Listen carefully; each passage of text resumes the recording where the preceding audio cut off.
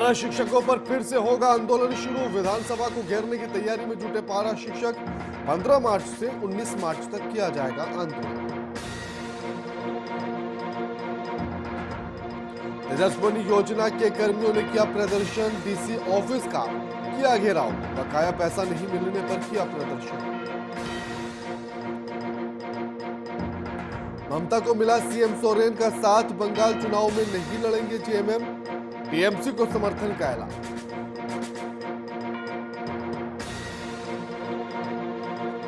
RJD विधायकों ने की प्रेस कॉन्फ्रेंस। बढ़ते अपराध को लेकर धरना देने की तैयारी। 20 मार्च को कलेक्ट्रेट में धरना देगी आरजेडी।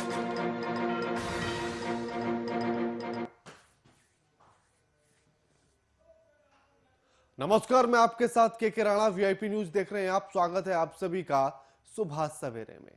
बीते दिनों बंगाल के मुख्यमंत्री की ओर से झारखंड के मुख्यमंत्री से बंगाल चुनाव के समर्थन में मांग की गई थी, जिस पर जेएमएम ने बड़ा फैसला लिया है। जेएमएम ने चुनाव में अपने प्रत्याशी नहीं उतारने का फैसला ले लिया। इस फैसले पर झारखंड में राजनीति बढ़ गई है। बीजेपी के प्रदेश प्रवक्ता प्रतुल शाहदेव ने इस पर अपनी प्रतिक्रिया दी है और जेएमएम पर अपनी हार देखकर पश्चिम बंगाल से मैदान छोड़कर भागने का आरोप लगाया है।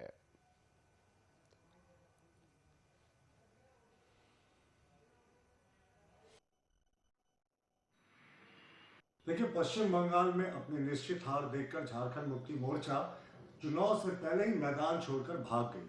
उन्हें पता था कि बिहार में जैसे उनकी स्थिति हुई थी कि बड़ी घोषणाओं के बावजूद उनका बिहार में खाता भी नहीं खुला था, वही स्थिति इनकी पश्चिम बंगाल में होने जा रही थी। झारखंड मुक्ति मोर्चा ने बड़ी बड़ी घोषणा की थी कि 40 सीटों पे वो मजबूत स्थिति पे है। उन्होंने अपने नेताओं को ग्राउंड जीरो पे भी भेजा, लेकिन ग्राउंड जीरो पर जाकर उन्हें पता चल गया कि इस बार भारतीय जनता पार्टी के सामने कोई दल का टक्कर नहीं है। इसके बाद इन्होंने अपनी इज्जत बचाने के लिए ये घोषणा कर दी कि ये चुनाव नहीं लड़ने वाले पश्चिम बंगाल में।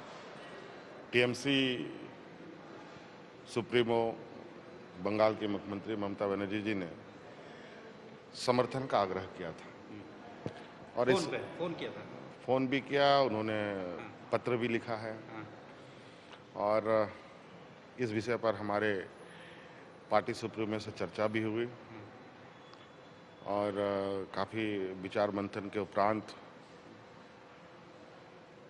पार्टी सुप्रीमो ने उस दल को समर्थन देने के लिए वहां पर सहमति जताई है जो सांप्रदायिक ताकत को रोक सके।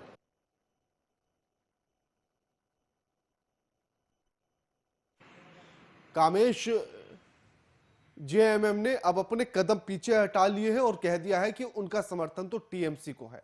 बीजेपी का कहना है कि हार देखकर जेएमएम मैदान छोड़कर भाग गई है। कामेश, बिल्कुल के लिए देखिए, जिस तरह से झारखंड मुक्ति मोर्चा ने टीएमसी को समर्थन देने का जो फैसला लिया है, यह बहुत अहम फैसला है, क्योंकि देखिए पश्चिम बंगाल के चुनाव में टीएमसी जो है वो सांप्रदायिक ताकतों के साथ लड़ रही है। खासकर भारतीय जनता पार्टी की भारतीय जनता पार्टी के साथ उसका सीधा मुकाबला है और भारतीय जनता पार्टी को लोग हमेशा सांप्रदायिक बताते रहे और इन्हीं सारे मुद्दों को लेकर जो है झारखंड मुक्ति मोर्चा ने टीएमसी को समर्थन दिया है। टीएमसी के समर्थन में अब भी कई दल ऐसे हैं जो उसको समर्थन कर रहे हैं। खासकर अगर बात की जाए जिनका पश्चिम बंगाल के चुनाव में या पश्चिम बंगाल के क्षेत्रों में उतना दबदबा नहीं है, लेकिन फिर भी वो अपना समर्थन जो है एक नैतिकता के आधार पर जो है ममता बनर्जी को दे रहे हैं। तो ऐसे में ये देखा जा रहा है कि पश्चिम बंगाल के चुनाव में जिस तरह से झारखंड मुक्ति मोर्चा ने टीएमसी के ममता बनर्जी को समर्थन देने का फैसला किया, देखिए ये समर्थन यूं ही देने का फैसला नहीं किया गया। कुछ दिन पहले झारखंड मुक्ति मोर्चा के जो कार्यकारी अध्यक्ष है झारखंड के मुख्यमंत्री हेमंत सोरेन ने झारखंड में एक दौरा किया था और वो दौरा था, एक रैली थी और इस रैली में एक सभा भी आयोजित की गई थी। वो सभा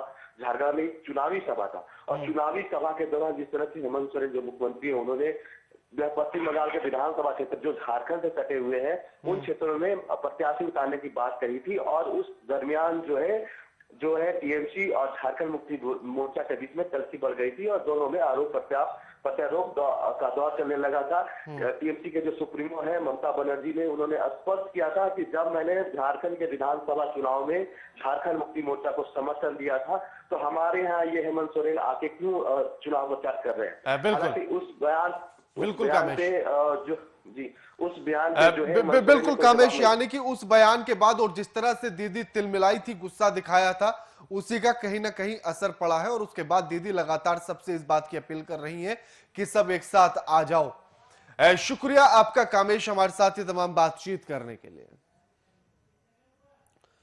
अब जेएमएम ने भी बंगाल चुनाव छोड़ने का ऐलान कर दिया है। उसका कहना है कि उनका पूरा का पूरा हर तरह से समर्थन टीएमसी को है, क्योंकि ममता दीदी ने तब इस बात का जिक्र भी किया था कि झारखंड के चुनाव में उनका समर्थन भी जेएमएम को था।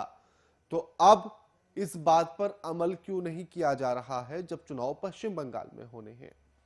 यानी कि मतलब साफ है, दीदी ने इस बात का इशारा कर दिया था। गुस्से में दीदी थी और उन्होंने गुस्से में ही इन सारी तमाम चीजों को कहा था, यानी कि तुम्हारा मेरे अंगने में क्या काम है। और इसी बात को जेएमएम के मुखिया भी मान गए हैं और इस बात पर सहमति दे दी है कि वो अपने उम्मीदवार को पश्चिम बंगाल के चुनाव में नहीं उतारेगी।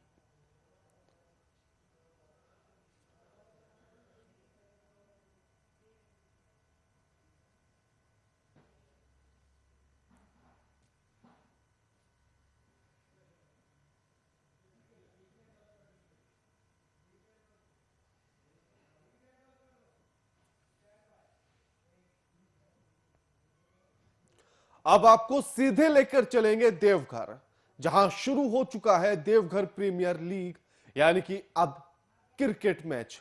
तो देखिएगा और इसका एंजॉय कीजिएगा।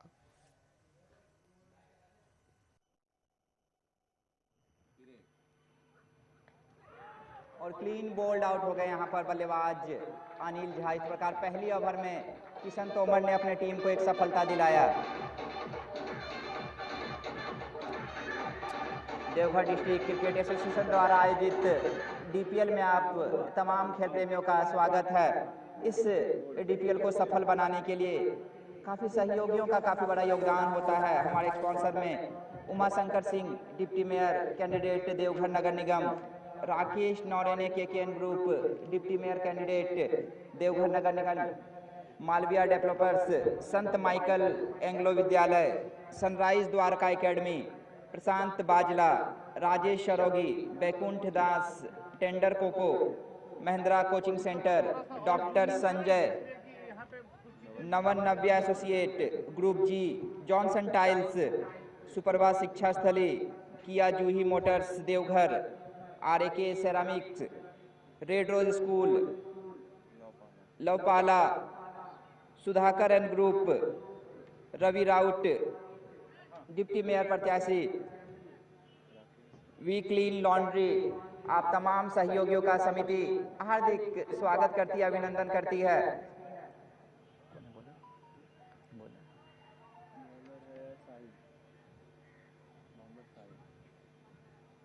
गेंदबाजी मार्ग पर नए गेंदबाज साहिल आए हैं गेंदबाजी करने के लिए। हाँ भैया,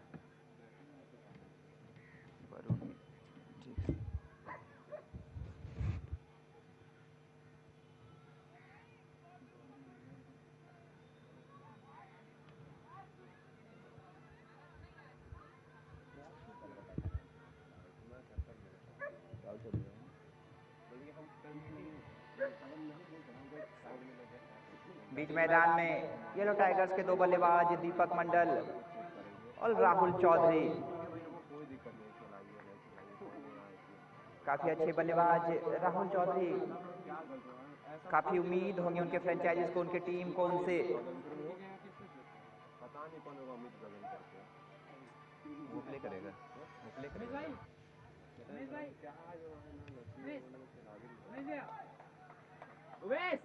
लॉक क्या है? लॉक मोबाइल लॉक, मोबाइल का पासवर्ड क्या है? 35। ज्यादा होशियार होगा क्या रे लड़का? तेज शॉट खेलने का प्रयास। वो हारेगा आज, हारेगा, कोई उपाय नहीं। मैं कोई ऑफ नहीं होता है। क्या आईपीएल हो रहा है? कौन टीम से हो तुम? भैया आप कितना के में बिके हैं? क्या हो रहा है यहाँ पे? यूट्यूब ऑफ नहीं होने का सिस्टम है।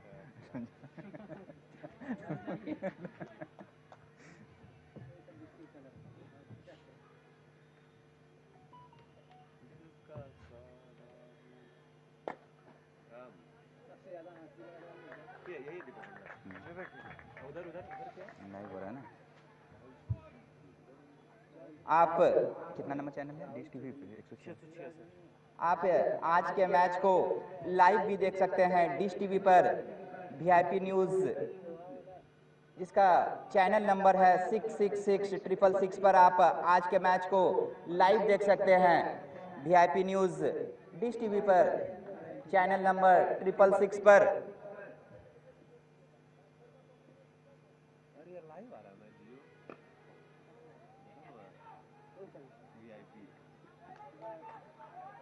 स्कोर में दिखा रहा ना। स्ट्राइक पर राहुल चौधरी।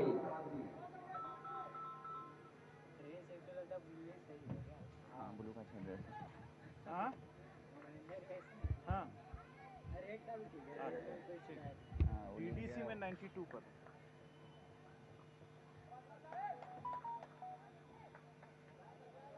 डीडीसी में 92 पे और डिश टीवी में 66 पे।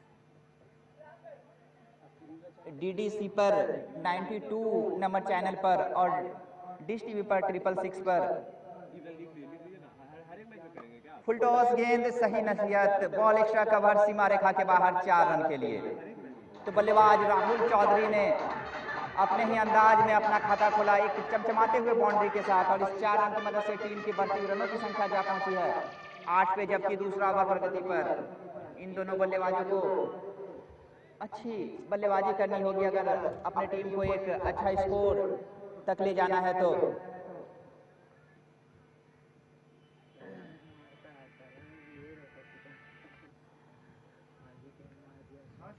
कौन मारा? राहुल भैया मारा। चौकवा के मारा? राहुल भैया अभी गुड मॉर्निंग। नहीं वो तो आज से शुरू हुआ। मैं तो आज भर। हेलो हेलो क्या टाटा का? हेलो खाली येलो टायर है। खाली येलो। हाँ खाली येलो का भी लाइव दे रहा है। तो डिश टीवी चलाते हैं तो 666 है, DD2 DDC एगो है तो। हेलो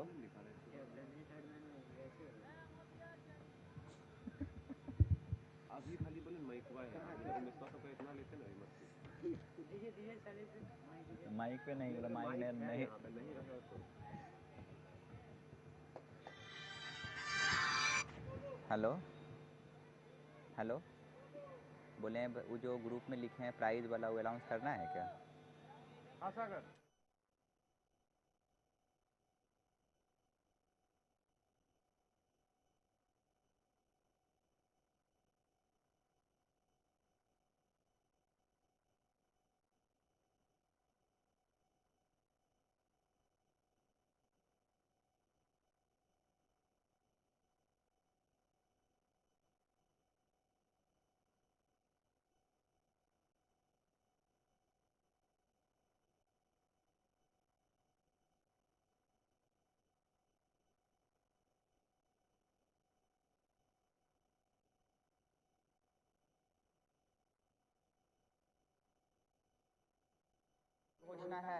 अगर येलो टाइगर की तरफ से कोई भी सेंचुरी लगता है तो सेंचुरी लगाने वाले प्लेयर को 11,000 रुपया, जो 50 लगाते हैं उन्हें 2,000 रुपये, 75 जो पहुंचते हैं उन्हें 3,000 रुपये, जो हैट्रिक विकेट लेंगे येलो टाइगर की तरफ से उन्हें 11,000 रुपये, जो 5 विकेट लेंगे पूरे अपने स्पेल में उन्हें 5,000 रुपये, जो अपने पूरे स्पेल में 3 विकेट लेंगे उन्हें 3,000 रुपये। ये येलो टाइगर के ऑनर की तरफ से ये प्राइज। इसका जो संभव हो कौन दे रहा है इतना पर? आप देखिए फ्रेंचाइजी में पैसा इतना लूटा कोई 50 मार देगा 1.5 50 से कितना है? 5 नहीं 3,000 2,000 50 पे 2,000 खाली।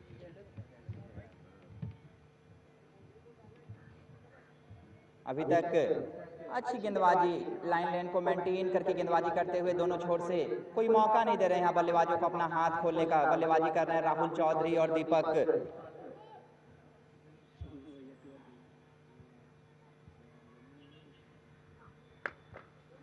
इस बार बॉल लॉन्ग ऑन सीमा रेखा के बाहर 4 रन के लिए।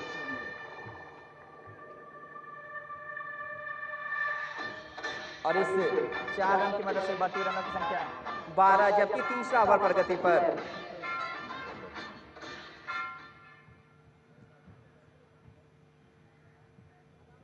लोग जो भी बातचीत कर रहे हैं ना सब ऑन एयर जा रहा है।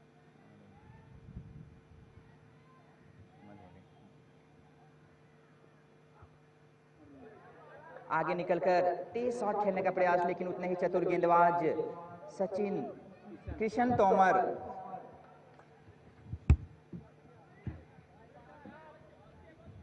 रनों की संख्या 12। लाजवाब गेंदबाजी अभी तक ब्लू रॉकर्स के गेंदबाजों के द्वारा।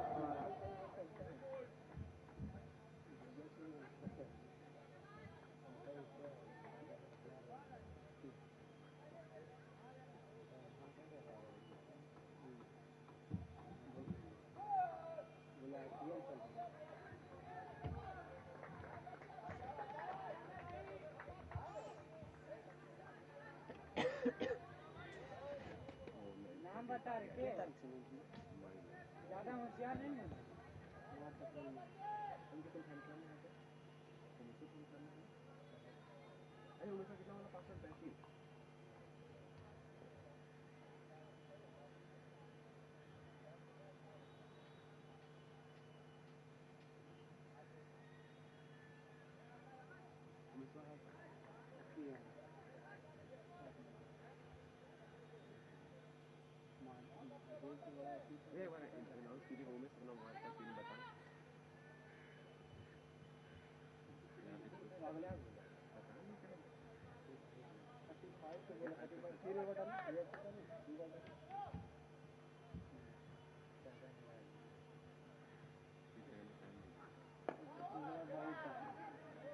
ढीले हाथों से खेलकर दोनों बल्लेबाज रन के लिए भागे और भागकर 1 रन पूरा किया और थोड़ा सा मौका ओवरथ्रो के रूप में 1 और रन। कुल मिलाकर 2 रन का इजाफा यहाँ पर। और इस 2 रन की मदद से बढ़ती हुई रनों की संख्या जा पहुंची है 12 पे 14 पे, जबकि अभी तीसरा ओवर प्रगति पर।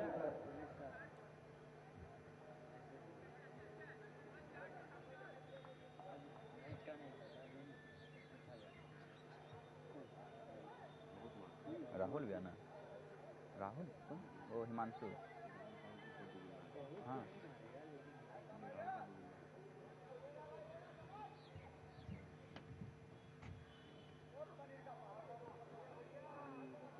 इसी बीच ओवर की समाप्ति, 3 ओवर की समाप्ति के बाद रनों की संख्या 14, 1 विकेट के नुकसान पे। तो अभी तक पावर प्ले में सदी हुई गेंदबाजी, अच्छी गेंद।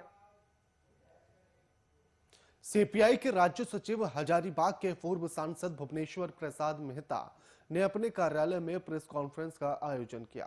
प्रेस कॉन्फ्रेंस के माध्यम से उन्होंने जमीनी घोटाले में राजस्व विभाग की संलिप्तता बताई और इस पर जल्द संज्ञान लेने की अपील की है। आपको बता दें कि भुवनेश्वर प्रसाद मेहता ने कुछ दिन पहले झारखंड के मुख्यमंत्री हेमंत सोरेन से मिलकर हजारीबाग में हो रहे जमीन के मामलों में हेरफेर के विषय में बात की थी।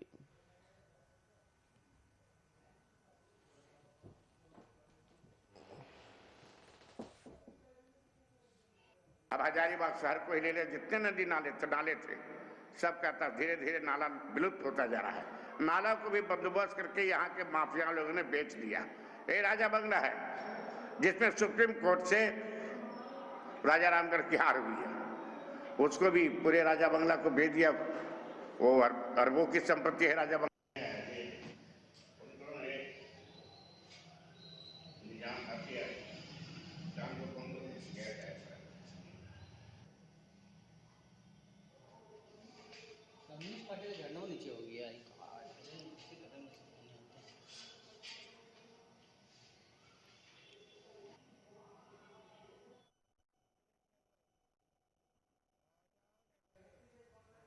पूरे देश भर में अमृत महोत्सव के तहत कई सारे कार्यक्रम आयोजित किए गए। ऐसे में राजधानी रांची में साइकिल रैली का आयोजन किया गया, जिसकी शुरुआत सूबे के मुख्यमंत्री हेमंत सोरेन ने हरी झंडी दिखाकर की। इस मौके पर सीएम ने 500 साइकिल चालकों को रवाना किया और आम जनता को प्रोत्साहित करने के लिए खुद भी साइकिल चलाई। साइकिल रैली के माध्यम से सीएम ने जनता को संदेश दिया है कि ज्यादा से ज्यादा साइकिल का उपयोग किया जाए।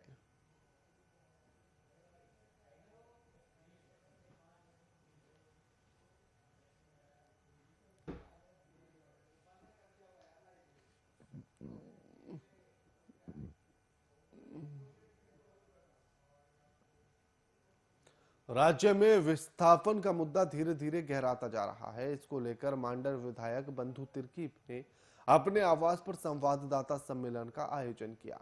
इस दौरान उन्होंने कहा कि सरकार ने आश्वासन दिया है कि जल्द विस्थापन की कमेटी बना दी जाएगी और विस्थापितों की समस्या जल्द ही हल कर दी जाएगी। इससे पहले 32 गांवों के विस्थापित लोग पुराना विधानसभा में जमा हो गए थे और 14 मार्च को एक सम्मेलन का आयोजन किया जाएगा।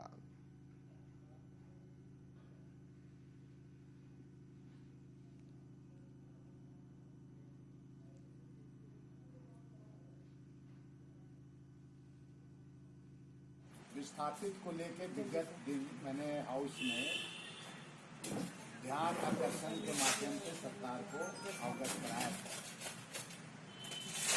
और इसमें विशेषकर हम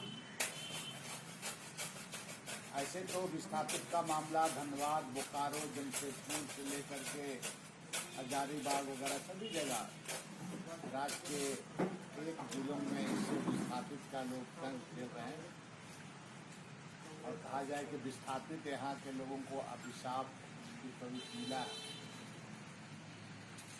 हम विगत दिन ध्यान आकर्षण के माध्यम से विशेषकर एचईसी के मामले में मैंने बात को रखा था।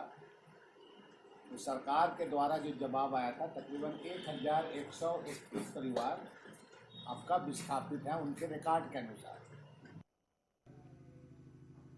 दुमका जिले के 100 प्रखंडों में काम करने वाले तेजस्विनी योजना के कर्मियों ने डीसी ऑफिस के सामने जोरदार प्रदर्शन किया। तेजस्वी कर्मियों का आरोप है कि एनजीओ की ओर से पिछले 1 साल से उनका मानदेय का भुगतान नहीं किया गया और मानदेय का भुगतान को लेकर डीसी और समाज कल्याण के दफ्तरों पर चक्कर काट रहे हैं कि इस ओर कोई भी पहल नहीं की गई है। वहीं इस मामले पर डीसी ने संज्ञान लेते हुए जल्द इस और कार्य किए जाने की बात कही है।